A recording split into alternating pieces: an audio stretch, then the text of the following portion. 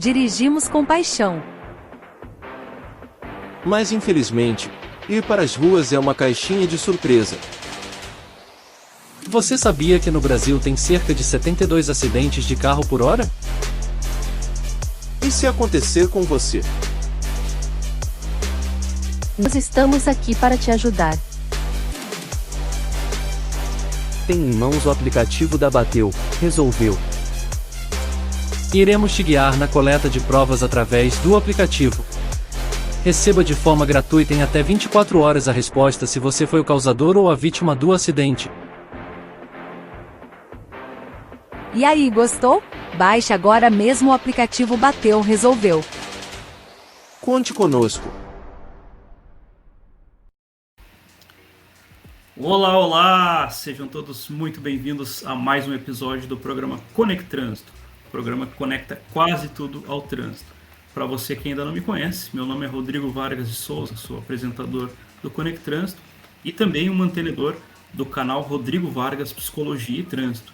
Para você que ainda não conhece meu trabalho, eu deixo o convite aí para escanear esse QR Code aí que está aparecendo na sua tela para conhecer um pouco mais dessas duas obras. A primeira aí, o Efeito Transformers em Trânsito, que é um ensaio sobre a humanização da máquina e a mecanização do humano.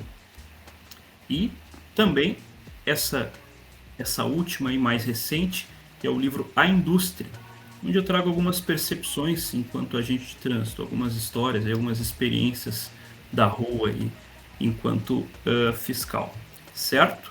Para quem estiver conosco até o final, aí eu vou estar liberando uma grande promoção aí para você adquirir essas duas obras, um combo com um grande desconto.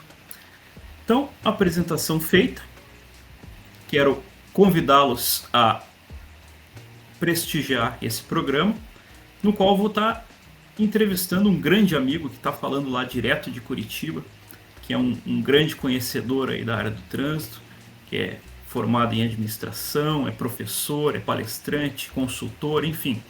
Senhoras e senhores, recebam com muito carinho meu amigo Alessandro Martins. Alessandro, seja muito bem-vindo aí ao Conect Trânsito. Como é que tá, Rodrigo? Tudo bem? Tudo ótimo. Por aí, Alessandro. Muito frio na capital gaúcha? Tá começando a refrescar. O pessoal já tá começando a pensar em botar uma manga comprida aqui. Aqui também o vento já virou de lado, como dizem vocês, e já tá o minuano chegando. Como a gente diz aqui, tá de renguear Cusco. Beleza, então. A gente conheceu um pouquinho aí do trabalho de um dos nossos apoiadores, que é a Bateu Resolveu, né? Um aplicativo que promete entregar em até 24 horas um laudo pericial do seu sinistro. Inclusive está nos prestigiando aí o seu idealizador, né? O Eduardo Camargo Coutos. Uma boa tarde aí, Eduardo. Grande abraço, nosso apoiador aí do canal. E eu quero apresentar, antes de apresentar o nosso convidado, né? Quero apresentar um outro apoiador aí, que é a Filos Editora. Se você, assim como eu, gosta de escrever, tem um projeto engavetado aí, né? Não publique ele, não fale com nenhuma outra editora antes de conhecer um pouquinho do trabalho da Filos Editora. Dá uma olhadinha aí. A Filos Editora é uma editora independente, um selo editorial independente. Estamos atuando por volta de 4 anos e meio no mercado literário, auxiliando novos autores a se lançarem e produzindo livros físicos a baixo custo. A nossa sede editorial fica em Cerqueira César, onde eu moro, uma cidadezinha no interior do estado de São Paulo, e nossa sede gráfica fica em São Paulo, aqui mesmo, na capital devido à logística, mas entregamos para o Brasil todo, inclusive para países de fora, como Angola, Portugal, Espanha e assim por diante. Filos, projetando pensamentos.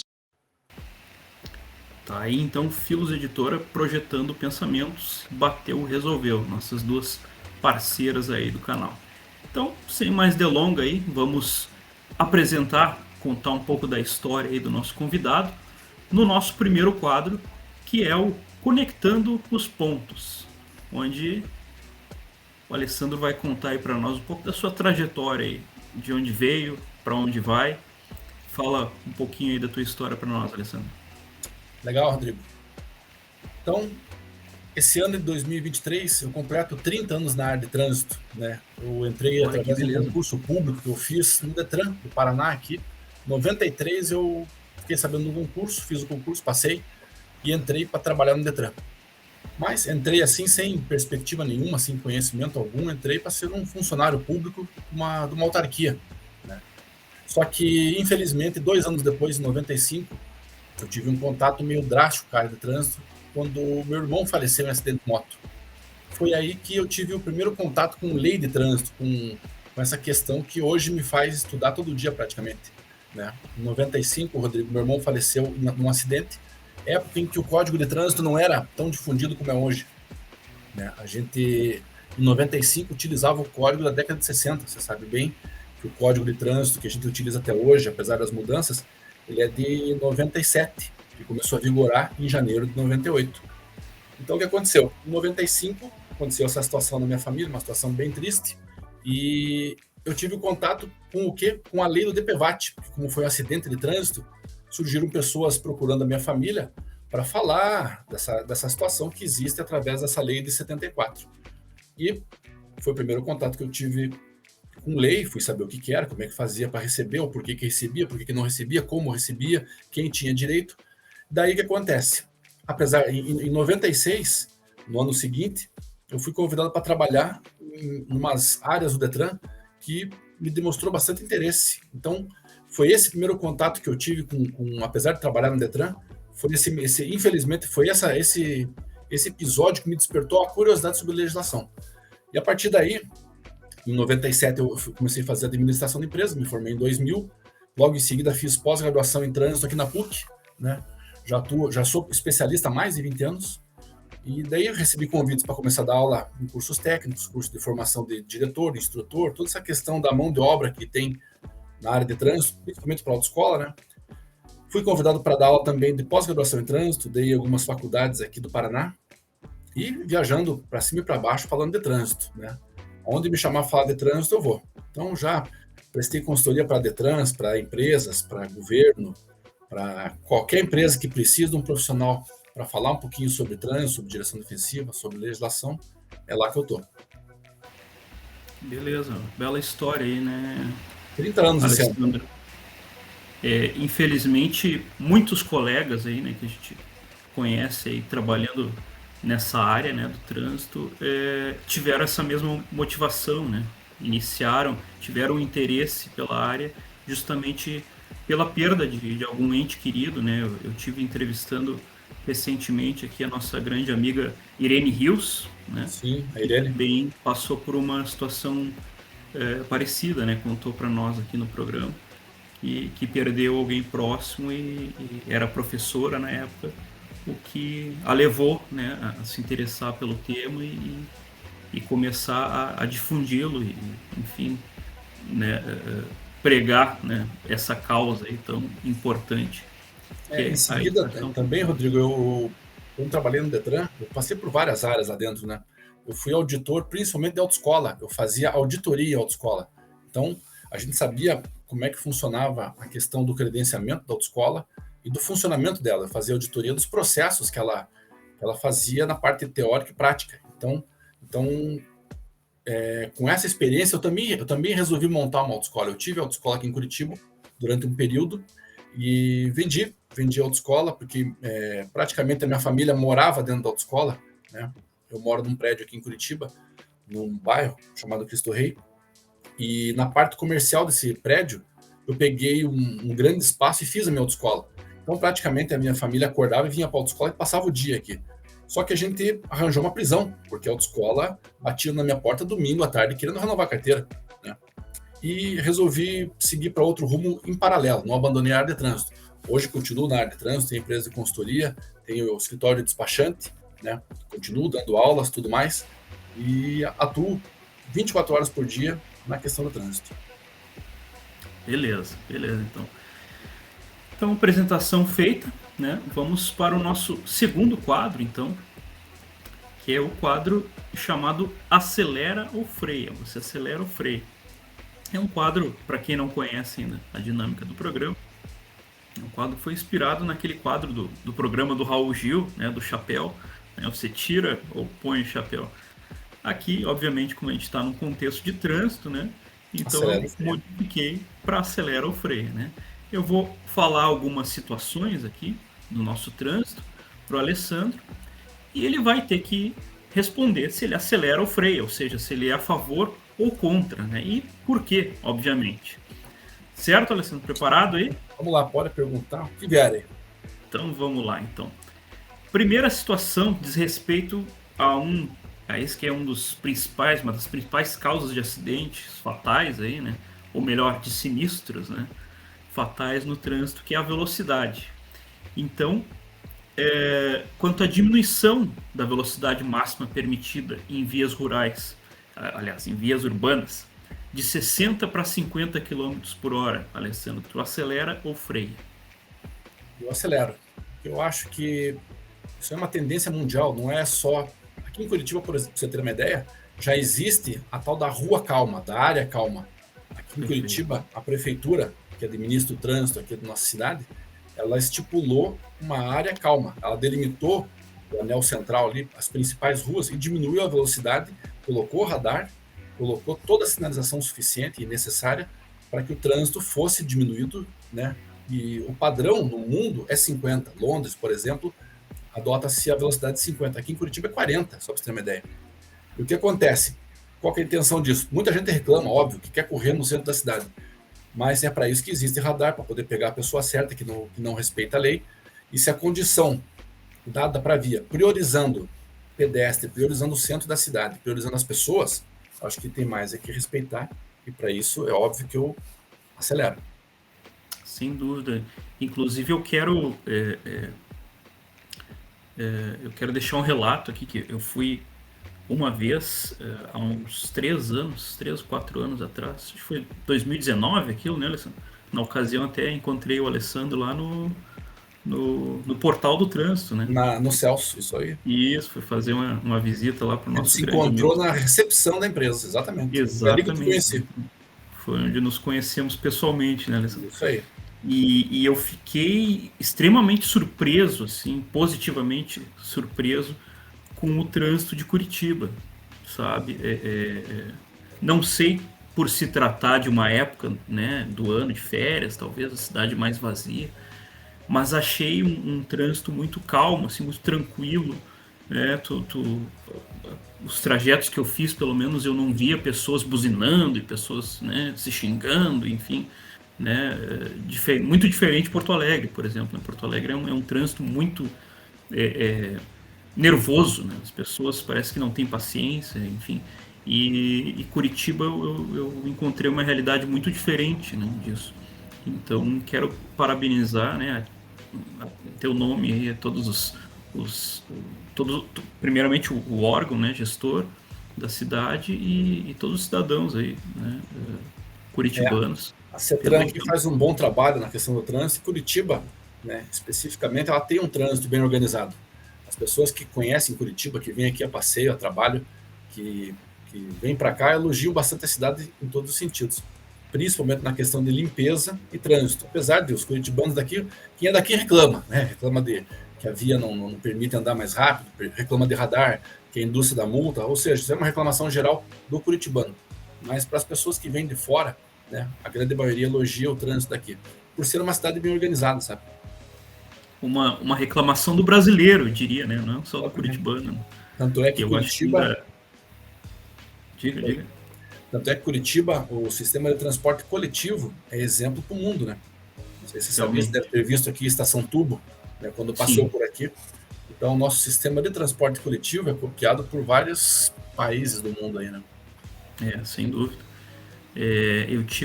Eu sou oriundo, né, do transporte público antes de me tornar agente de trânsito. Já falei em alguns episódios aqui do programa. E peguei ainda o finalzinho das eras áureas aqui da gloriosa Carris, né, que é a empresa pública de ônibus, conheço. De transporte de Porto Alegre. Né, já foi, lá pela década de 90, premiada diversas vezes nacionalmente, até internacionalmente, né, por ter um dos melhores transportes do Brasil, mas que infelizmente caiu no esquecimento, né, caiu na naquele velho sucateamento, né, do serviço público. Inclusive está aí até agora em processo de terceirização, né? Mas a gente sabe o quanto é importante o transporte público, né, para uma cidade, né? Bom, seguindo então, falando um pouco mais ainda do trânsito de Curitiba, a próxima questão aqui do Acelero-Freia é quanto aos equipamentos, esses que foram instalados recentemente em Curitiba para testar, a nível de teste, né, que medem o nível de ruído emitido pelos veículos. Tu acelera ou freia, Alessandro? Acelero também. Tudo que consta no Código de Trânsito, né, com pouquíssimas exceções, eu concordo. O Código de Trânsito tem coisa ali que deveria ser excluído, tem, mas é pouca coisa. Tanto é que o nosso código é um dos códigos mais copiados também, né? Nosso código é eficiente, excelente. O grande problema é o cumprimento dele, né? A questão da fiscalização e de motorista muito mal educado que não respeita a lei. Mas essa questão da fiscalização, da poluição sonora feita para o radar, uma baita de uma iniciativa aqui também de uma empresa da região metropolitana de Curitiba, que você conhece, que fabrica radares, né? Ela simplesmente adequou o radar, essa tecnologia, para que ele possa também captar a emissão do barulho do trânsito, do som emitido pelos veículos transitando, e principalmente veículo com escape aberto, né? Com toda essa barulheira que o trânsito produz. Mas é muito bacana. O grande problema é que numa fiscalização normal isso não acontece. Porque você sabe que, por exemplo, a gente está dirigindo, você vê por aí um carro fumaceando bastante, ou um carro com escape aberto. Como é que faz para fiscalizar? Você sabe que tem que ter o decibelímetro, existem limites permitidos de dia e à noite para que você possa fazer essa verificação. O aparelho tem que estar aferido pelo metro. Dificilmente você vai ver aquele carro barulhento e o agente de trânsito com o aparelho na mão disponível para coincidir essa fiscalização, né? Isso aí é bem difícil de acontecer. Agora, na questão do radar, não. O radar está sempre ali, sempre ligado, e quem passa infringindo a lei, né, ele faz o registro. Então é uma iniciativa bem bacana. Porque, na verdade, são poucos os veículos em circulação, que a gente percebe, que faz esse tipo de poluição, ou sonora, né, ou do ar, né, lançando na atmosfera aí os poluentes, né.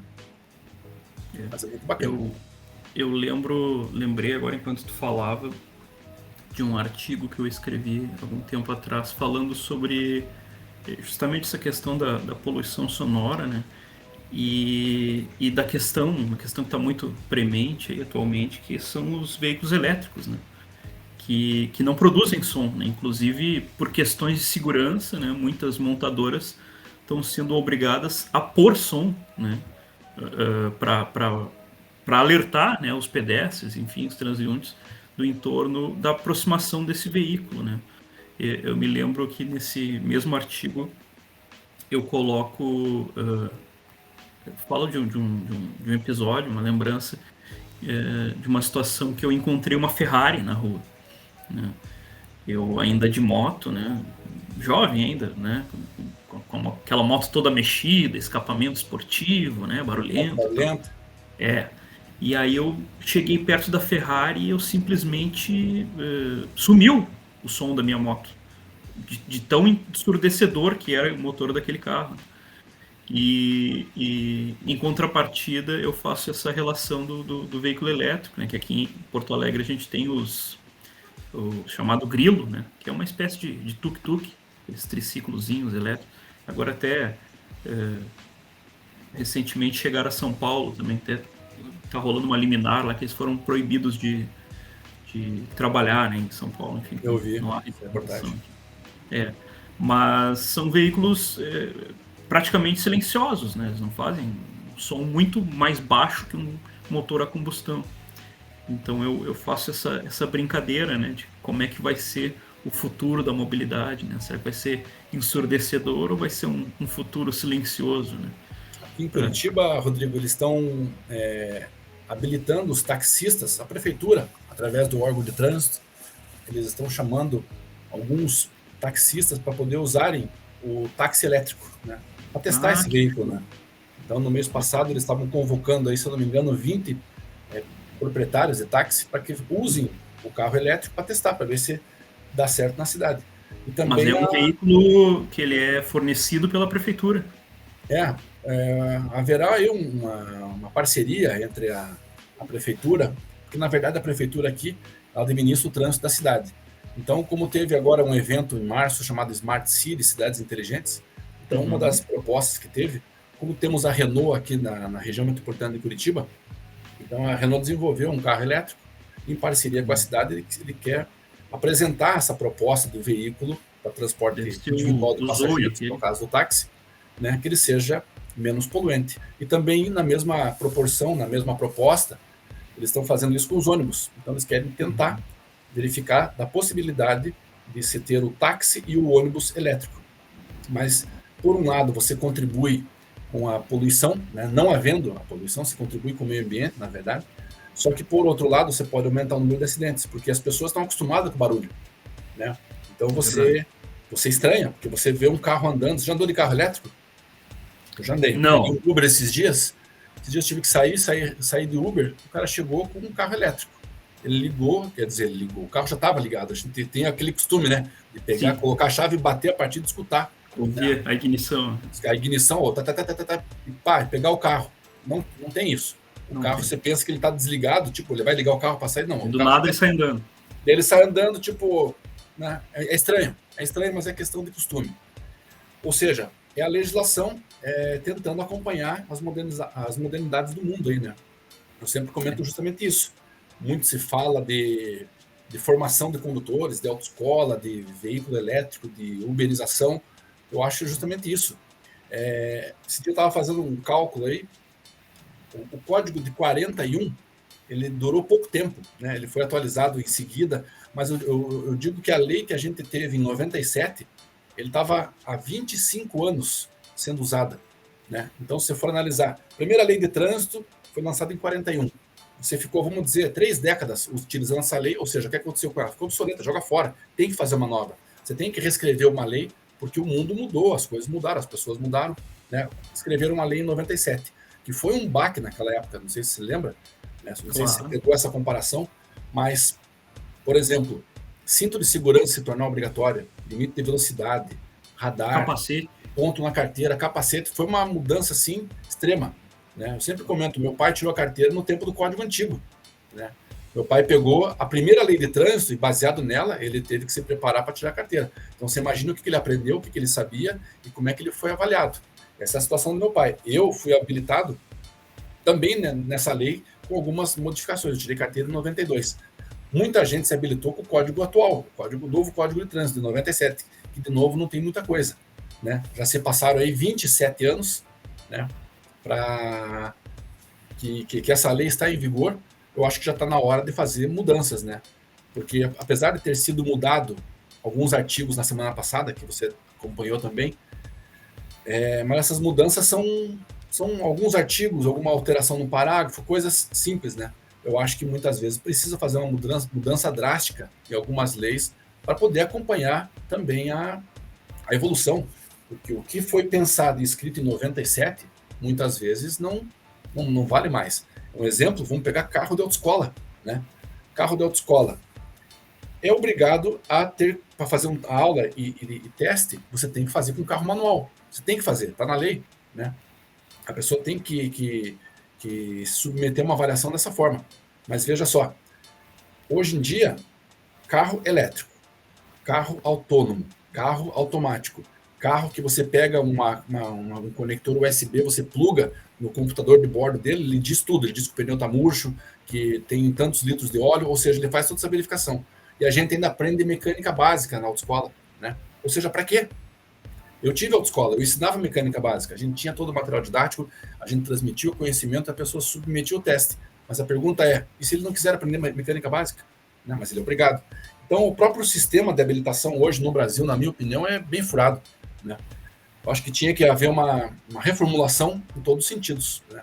A gente mexer em velocidade, em fiscalização, em formação de novo motorista, né? Dar uma mexida na questão das autoescolas.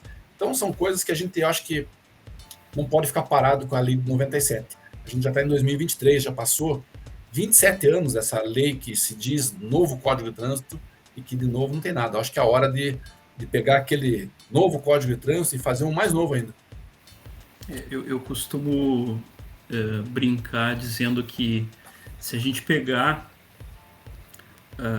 a tecnologia de pouco tempo, só 100 anos atrás, comparar com a de hoje, né, há um abismo enorme, né? Agora, se a gente pegar a questão de comportamentos atuais, e for mais longe ainda, pegar comportamentos de 10 mil anos atrás, Imagine. a gente vai ver que esse abismo não é tão grande assim, né? Isso quer dizer o quê? A tecnologia, ela evolui muito mais rápido, né, que o comportamento humano. Então, eu entendo isso que tu fala, quando as mudanças do primeiro código para o segundo não foram tão rápidas quanto a do segundo para o terceiro, né? Então, 20 anos, né, passados do primeiro código, talvez não tenham impactado tanto a sociedade. Agora, 20 anos hoje é uma mudança absurda. É um outro mundo. É um outro outro mundo. mundo completamente É só você pegar a própria internet. Qual que era a tecnologia que a gente tinha em 97? Né? Digo assim, de possibilidades que a gente tinha na mão, comparando com 2023. Vamos pegar aí o WhatsApp e o Pix, pronto.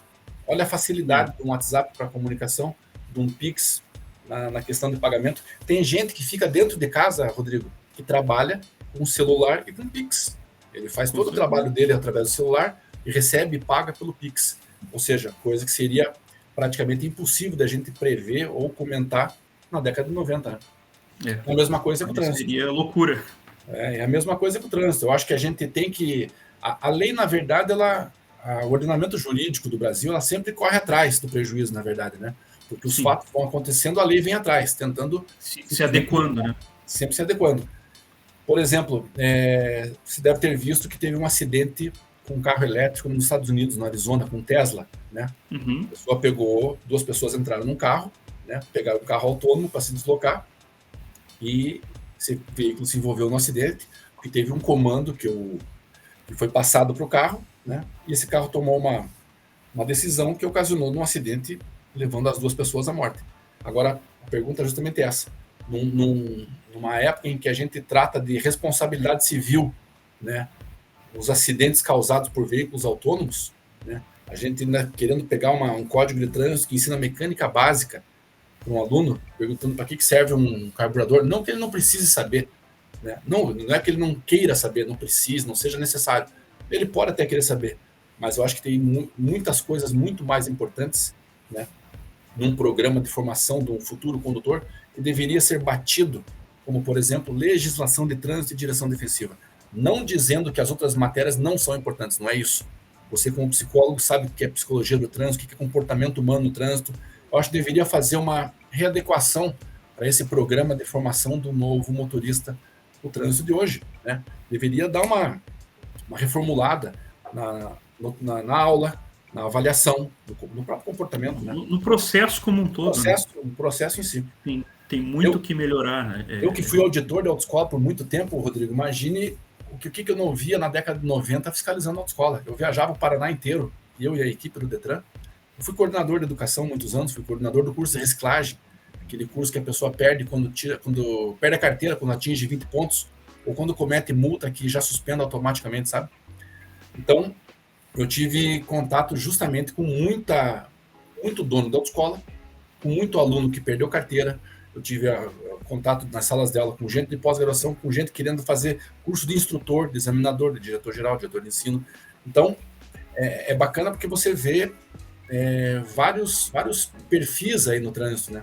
O que quer ensinar, o que quer aprender, o que quer fazer a coisa errada. O que eu vi de autoescola que vendia carteira nessa minha trajetória, né? Então, é desse jeito. Assim, eu consegui enxergar os dois pontos. Eu visitei a autoescola que guardava os documentos errados, dentro de uma geladeira, literalmente, né? Porque ele pensava, o cara do Detran vai chegar aqui, ele não vai abrir a geladeira. E lá estão os processos que ninguém pode ver. Eu já cheguei a ver uma situação assim, já cheguei a auditar uma autoescola, só para você ter uma ideia, que a dona da autoescola, existe até hoje essa autoescola, ela tinha o próprio posto de gasolina dentro da autoescola dela, o posto era dela, para abastecer os próprios carros. A aula de primeiros socorros era dada pela filha dela, que é médica, só para você ter uma ideia do grau de comprometimento dessa empresária, né? Óbvio que ela é uma empresária de sucesso, uma baita autoescola, uma grande Ganhava autoescola. de tudo que é lado. Porque ela investiu, ela fazia a coisa certa. Diferente daquela pessoa que, não, dá de qualquer jeito, faz aula se quiser e vamos montar o processo e mandar para o Detran. Beleza. Vamos para a última situação aqui, então, do nosso Acelera ou Freia, que é quanto às mudanças previstas aí para o nosso exame toxicológico. Acelera ou freia, Alessandro? Eu acelero sempre, volto a dizer, toxicológico. Eu sou contra exigir exame toxicológico somente para a categoria C, D e E, caminhão, ônibus e carreta.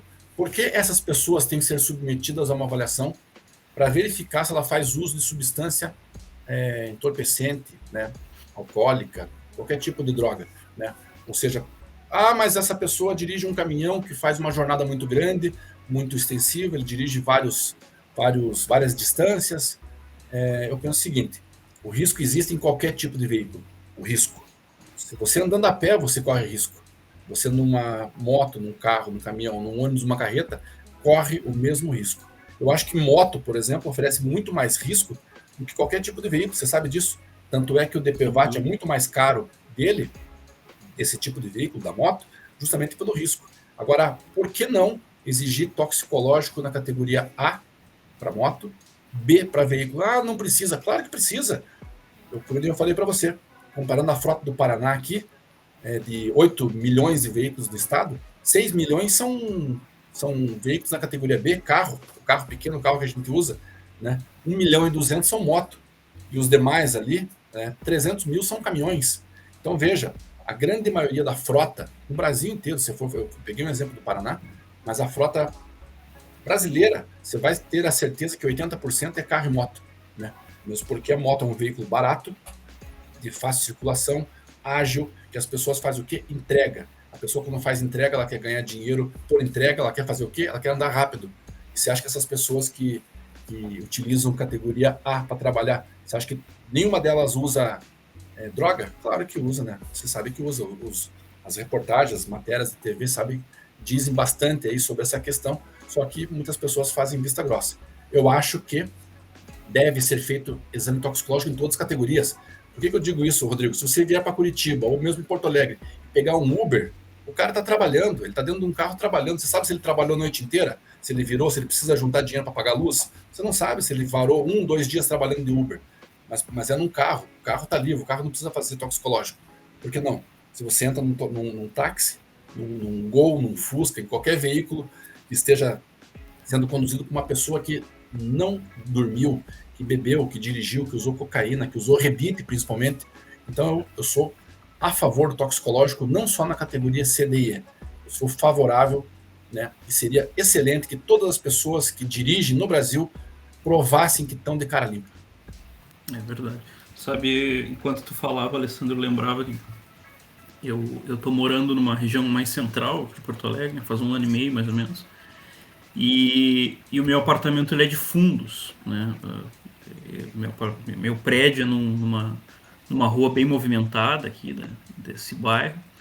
Só que o meu apartamento ele dá para os fundos, que é para uma rua bem deserta, assim, tem pouco movimento, uma rua de trânsito bem local.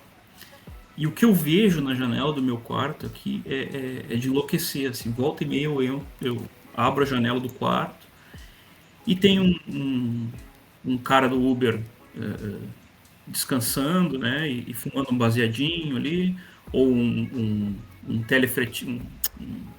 motofretista parado tomando um latão, né, e aí esses caras param ali, né, consomem, né, o seu negocinho, e aí sobe na moto, liga o carro e vão embora, vão trabalhar, né, e eu fico pensando, cara... Quem que ele vai levar? Né, é um profissional que tá na rua e tá no trânsito, né? Então eu concordo plenamente contigo. Acho que o toxicológico seria algo fundamental, né, para o motorista que exerce atividade remunerada, seja ele de qual categoria for. Não é uma crítica ao motorista de Uber, ao motofretista, motoentregador, motoboy, não é. É uma crítica ao sistema que deixa poucas pessoas que dirigem carro fazendo Uber, poucas pessoas que utilizam moto para poder fazer entrega, né? Poucas pessoas usam drogas e fazem com que uma pessoa morra através de um acidente, e assim por diante. Eu comentei com você que perdi um irmão no trânsito, né? Eu, por exemplo, tenho medo de moto. Eu acho um veículo acho que não é um veículo seguro. E na semana passada a gente perdeu mais um parente vítima de acidente de trânsito, só para você ter uma ideia.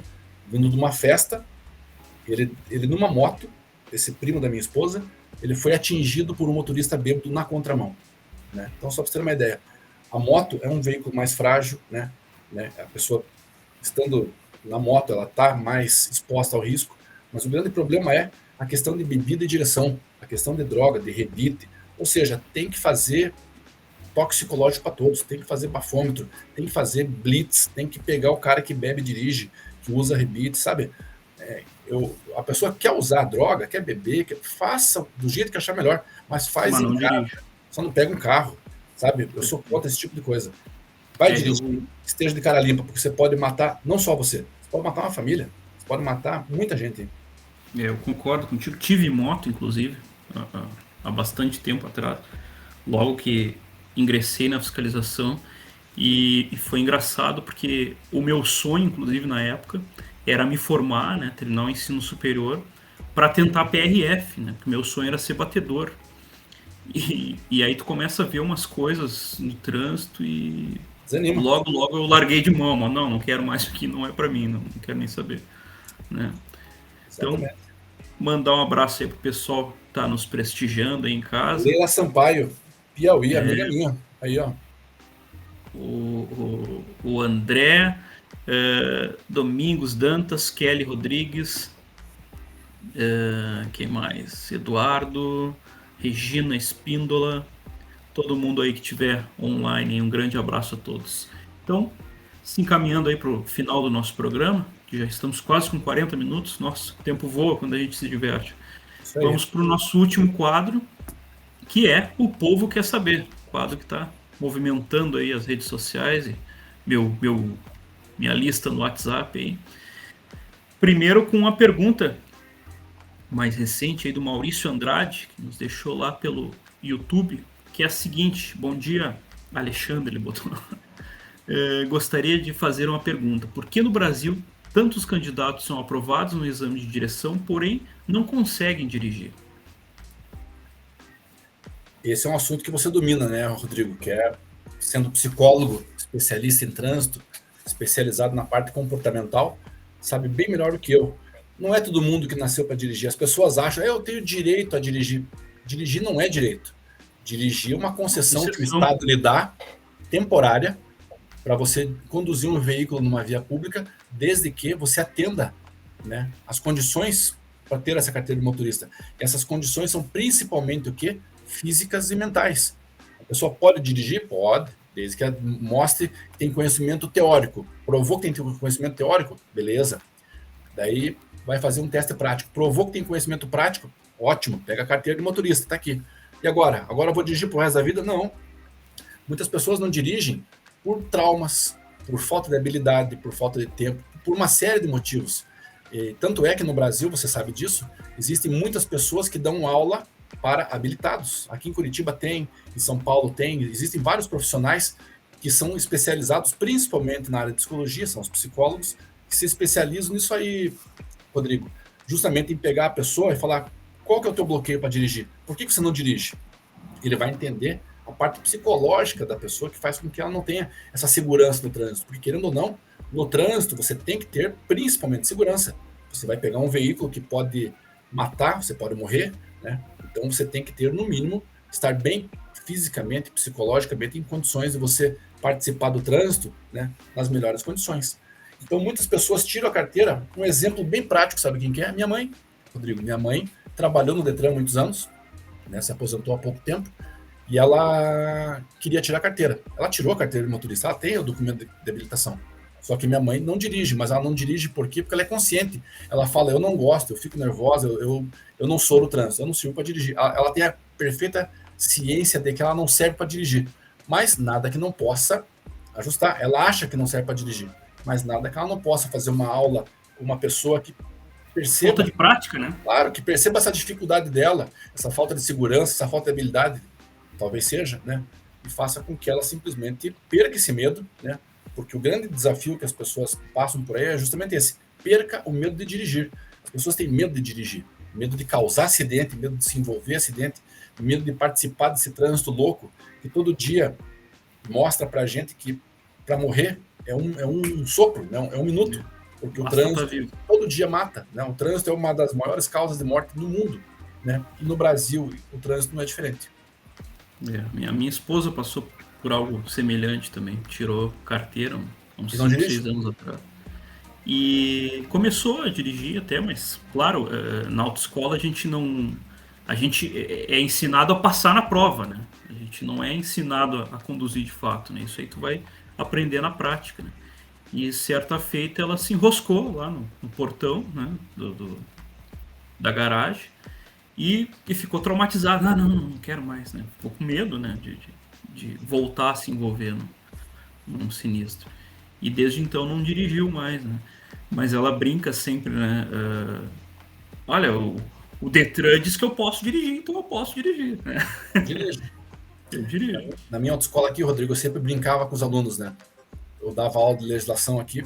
Primeiro dia de aula, as pessoas começavam a falar sobre lei, né? Eu sempre dizia: se você pensa que aqui na minha autoescola você vai aprender a dirigir, você não vai aprender a dirigir, não. Os caras ficavam loucos da vida. Como pagamos a tua carteira aqui, pagamos caro, como é que a gente não vai aprender a dirigir? Eu falei: não, aqui você vai aprender dicas, né? Você vai aprender a parte teórica, a parte prática. Eu vou te ensinar como é que você deve se comportar no Detran, na parte teórica, na parte prática. Você vai ser aprovado no teste.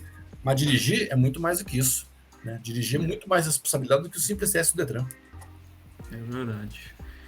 Beleza, então, questão respondida. Vamos para a nossa última questão, que é do nosso espectador cativo, que está sempre conosco todas as semanas, o Alex Clay. Alex Clay pergunta: quais são os desafios de quem leciona sobre trânsito? Boa. Eu que dou aula há mais de 20 anos, gosto demais da aula. Eu tenho prazer em entrar numa sala de aula, né? Acho muito bacana quando você abre a porta de uma sala e vai se deparar com 20, 30 pessoas desconhecidas, né? São novos amigos que você faz. E geralmente os cursos que eu participo são de pessoas que estão ingressando na área de trânsito. Então é um assunto bacana. E a pergunta do Alex Clay é os desafios de quem leciona. O primeiro desafio que eu vejo é o seguinte: você tem que gostar do que faz. Porque você entrar numa sala de aula para falar sobre qualquer assunto relacionado ao trânsito, se você não gostar, já começou errado. Segundo lugar, estar bem atualizado. Você tem que estar colado no site do CONTRAN para verificar todas as resoluções que saem, né? Acompanhar o noticiário, acompanhar leis.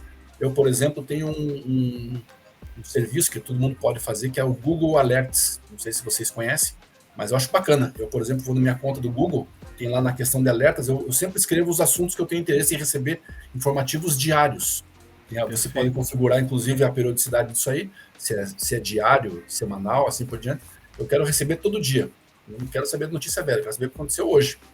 Então, em primeiro lugar, é gostar do que faz. Você tem que se atualizar, estar por dentro de tudo e entrar numa sala de aula e falar, porque trânsito é uma área que eu sempre comento que é uma área viciante. Né? Ninguém trabalha na área de trânsito não, eu só estou fazendo um bico aqui, estou trabalhando provisoriamente. Não.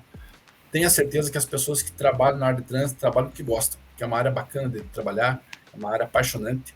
E só quem gosta da área de trânsito entra numa sala de aula, entra num carro para dar aula, entra num grupo para discutir esses assuntos, se não tiver no mínimo aptidão e paixão. Pode até começar provisoriamente, né, Alessandro? Mas depois que é picado pelo mosquitinho do trânsito, nunca mais sai. Exatamente. Né? Beleza, então. Alessandro, te agradeço imensamente aí por participar, aceitar o convite aí para prestigiar, para abrilhantar nosso programa aí com o teu conhecimento. Infelizmente, nosso tempo tá acabando, já estourou, na verdade. 45 minutos já deu aqui. Já estamos quase indo para 50 minutos. Então, deixa para nós aí tuas considerações finais aí para nossa audiência. Em primeiro lugar, quero agradecer o convite que você me fez, né? Dizer que é sempre um prazer falar sobre trânsito, eu gosto demais. Eu sou a pessoa que sempre aceita todo e qualquer convite para se falar de trânsito. E o teu não foi diferente. A gente se conheceu aqui em Curitiba, numa empresa, numa recepção, batendo papo. A gente já se conhecia das redes sociais aí, mas tive a grata satisfação de lhe conhecer pessoalmente. E mais satisfação ainda quando você me convida a participar desse teu programa aí, que a cada semana está tendo mais audiência e sempre convidando pessoas que gostam da área de trânsito, pessoas importantes, pessoas que têm um posicionamento firme na área de trânsito. E eu só tenho a agradecer a tua gentileza em me fazer esse convite e poder falar de um assunto que eu gosto bastante, que é trânsito, para quem prestigia esse teu programa. Beleza, então. Prazer é todo meu aí. Um abraço a todos que nos prestigiaram aí. Beleza? Obrigado aí, Ademar. Edmar Dias. Isso. Nossa. E para quem nos prestigiou no programa de hoje, convido a retornarem na semana que vem para prestigiar uma grande amiga nossa, aí, tua conterrânea aí, né, Alessandro? Que é a Stefânia Alvise. Ela que é pedagoga no trânsito, aí tá fazendo mestranda, né? Tá fazendo mestrado em psicologia do trânsito também. Então, ela tá aqui em Curitiba agora. Isso, vai estar conosco semana que vem, aqui, segunda que vem, às 15h30, no próximo Conect Trânsito. Certo? Beleza. Então, a todos que nos acompanharam até o momento, meu muito obrigado. Ao Alessandro, mais uma vez, obrigado pelo aceite. E até o próximo programa. Um grande abraço. Tchau, tchau. Valeu, obrigado, um abraço.